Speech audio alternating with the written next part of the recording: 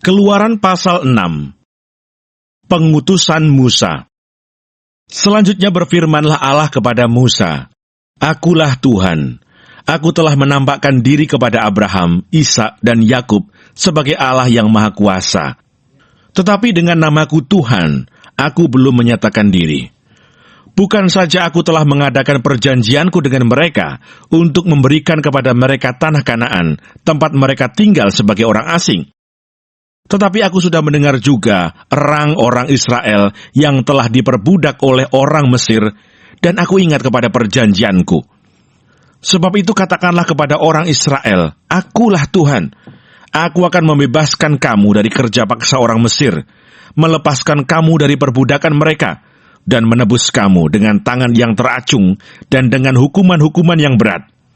Aku akan mengangkat kamu menjadi umatku, dan aku akan menjadi Allahmu, supaya kamu mengetahui bahwa akulah Tuhan Allahmu yang membebaskan kamu dari kerja paksa orang Mesir. Dan aku akan membawa kamu ke negeri yang dengan sumpah telah kujanjikan memberikannya kepada Abraham, Ishak, dan Yakub, dan aku akan memberikannya kepadamu untuk menjadi milikmu. Akulah Tuhan." Lalu Musa mengatakan demikian kepada orang Israel, tetapi mereka tidak mendengarkan Musa karena mereka putus asa dan karena perbudakan yang berat itu. Kemudian Tuhan berfirman kepada Musa, "Pergilah menghadap, katakanlah kepada Firaun, Raja Mesir, bahwa ia harus membiarkan orang Israel pergi dari negerinya." Tetapi Musa berkata di hadapan Tuhan, "Orang Israel sendiri tidak mendengarkan aku. Bagaimanakah mungkin Firaun akan mendengarkan aku? Aku seorang yang tidak petah lidahnya."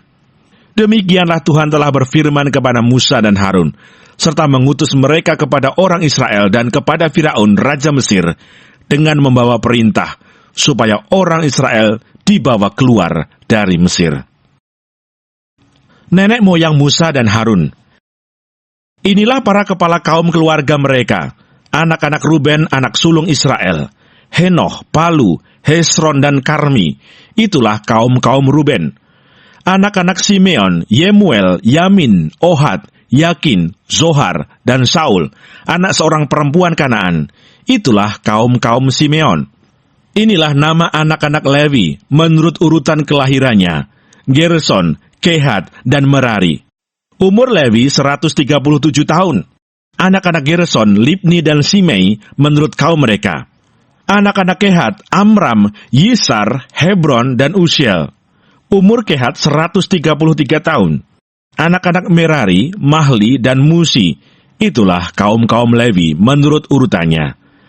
Dan Amram mengambil Yokebed, saudara ayahnya, menjadi istrinya, dan perempuan ini melahirkan Harun dan Musa baginya. Umur Amram 137 tahun.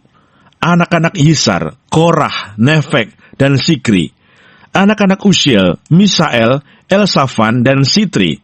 Dan Harun mengambil Eliseba, anak perempuan Aminadab, saudara perempuan Nahason, menjadi istrinya. Dan perempuan ini melahirkan baginya Nadab, Abihu, Eleazar, dan Itamar.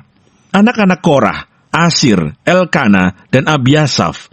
Itulah kaum-kaum orang Korah.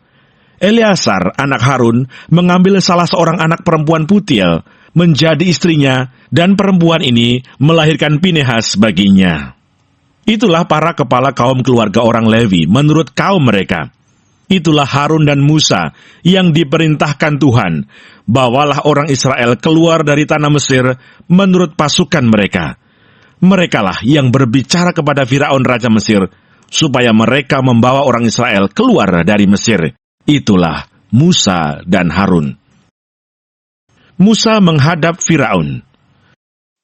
Pada waktu Tuhan berfirman kepada Musa di tanah Mesir, Tuhan berfirman kepadanya, "Akulah Tuhan, katakanlah kepada Firaun Raja Mesir segala yang kufirmankan kepadamu." Tetapi Musa berkata di hadapan Tuhan, "Bukankah aku ini seorang yang tidak petah lidahnya? Bagaimanakah mungkin Firaun akan mendengarkan aku?"